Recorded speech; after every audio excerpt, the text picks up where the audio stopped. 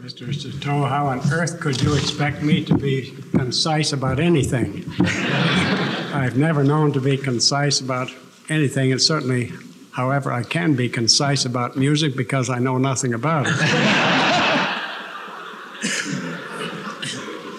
Well, when I think of music in relation to Christianity, the first thing that occurs to me is the angels in Bethlehem when Jesus was about to be born. Hosanna to God in the highest, goodwill to the children of men. And then when Jesus was about to be born, his mother was given the revelation that his name should be Jesus because he should save his people from their sins. And when Jesus had grown up, he called himself the bread of life, the water of life. And he said he had come to establish his kingdom upon the ruins of the kingdom of Satan. Now that's something to sing about. That's what I've been singing about since I could make any noise at all. And that's what I hope to sing about to my last day on earth. Jesus, victor over Satan and over sin and over death. Now, the vision of that is given in particularly clear fashion in the 4th chapter of the book of Revelation.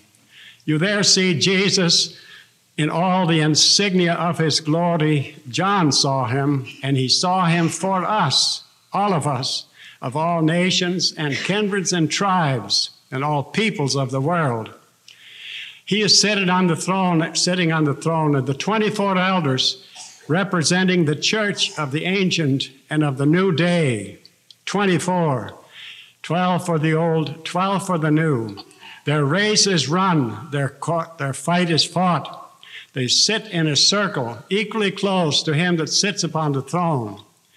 And when the 4 living creatures representing all the rest of creation begin to sing, then the church begins to sing. Elders are poor singers as a rule.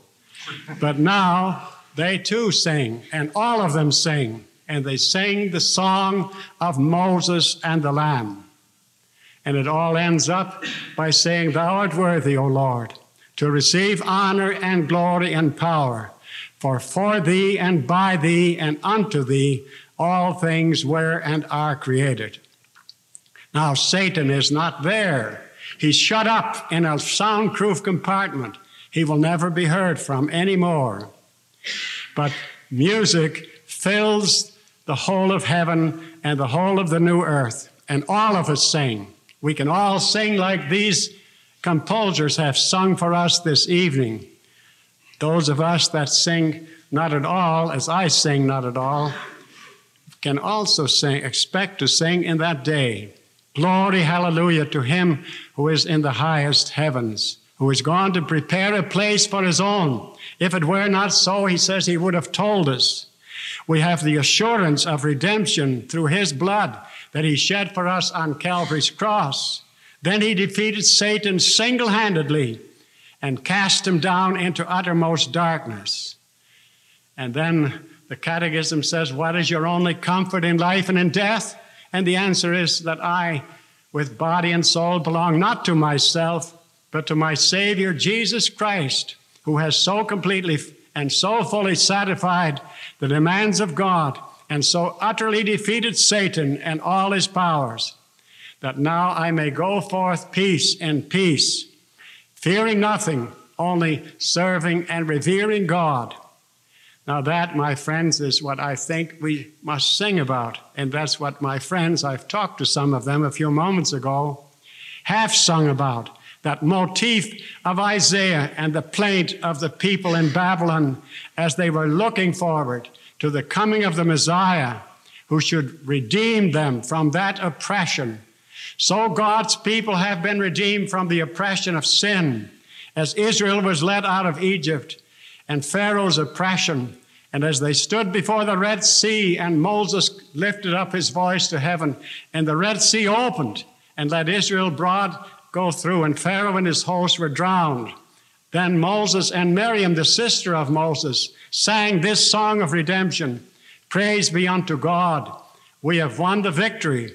The victory is ours through Jesus Christ. They were able to go on to Palestine, across the desert wild, where no man dwelt and where no water was. The angel of the covenant, the angel of the Lord, went on before them, by day and by night, guarding them from all the enemies that beset them, that would have destroyed them. And now, my friends, it is in this spirit that I receive this great unearned honor that is given me this evening. And I rejoice with joy unspeakable and full of glory in that hope and in the expectation and the knowledge that all of you with me and the hosts of God's people will soon sing that song of Moses and the Lamb. You ask me, how do I know all this? How can I be so certain of it? Because Jesus Christ has told me so, and told me so in the Scriptures. How do I know the Scriptures is to be believed? Because Jesus Christ has told me so.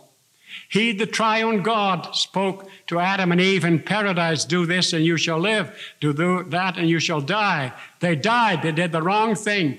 And the curse of God has rested upon mankind ever since, for all, as Paul says, have died in Adam. But Jesus took his place and took our curse upon him in our place and our stead. Now then, with great rejoicing, do we see Jesus walking through Palestine.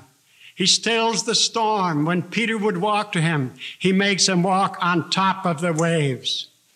On a period between the dark and the daylight, as Longfellow would say, which is called the children's hour, Jesus had the children come to him, and all of them, he healed them of all manner of diseases.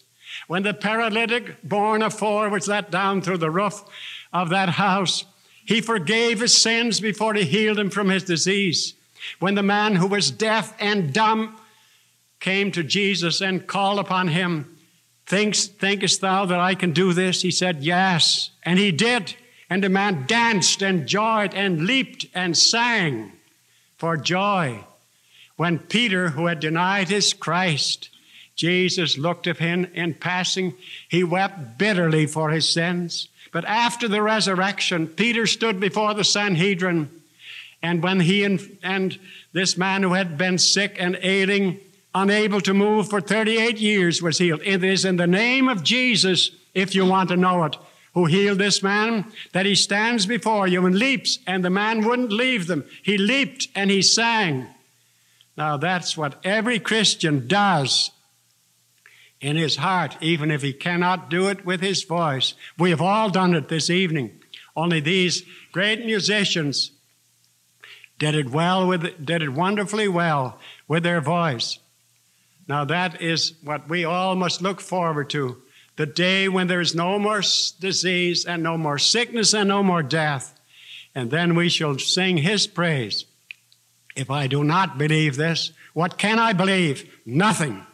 I can't find myself even in a world of chance. How shall I, if I'm nothing but a whitecap on a bottomless, shoreless ocean, speak to another whitecap who is also a flotsam or jetsam on a bottomless ocean? Pray, how shall I say to him, how are you tonight? We can't even find ourselves, and if we could, we couldn't talk. We would be like men who are made out of water, with a ladder of water, climbing out of the water, setting it against the water, unable to get on the first rung of the ladder of water because we are water. That's as nonsensical as is the Christian position, for all its claims of science and philosophy and modern theology to the contrary.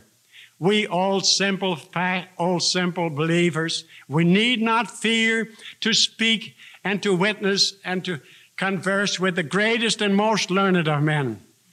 There were only 6 people who knew Einstein's theory, and I've not been one of them. But I am not afraid to talk to Einstein. Neither need you be, any of you, whether you've been high school or college or not, because it isn't a matter of knowing a whole lot. We must not depreciate learning, far from it. And we must not depreciate what those who are not believers have accomplished. They have accomplished wonders. The wonders of science, by far the most of them, have been wrought by non-Christian scientists and people. But that's because they've used Lend-Lease material. When the Russians conquered Berlin, they had American Lend-Lease material. They would have never caught Hitler if it hadn't been for that. Well, no non-Christian could at any way ever accomplish anything in the way of learning and knowledge unless he did it with the treasures that the Christian philosophy of history offers him. The world is created by God. The world is controlled by God's providence and directed to its end. And Christ Jesus is victor on his white horse riding unto victory. And we are marching in this line with him. And so I repeat again, I would thank all these musicians for coming to us. They have given us a marvelous evening, and they've given us a foretaste of that eternal glory and joy when we shall all sing Handel's Hallelujah chorus better than Handel himself knew how to compose it. I thank you very much.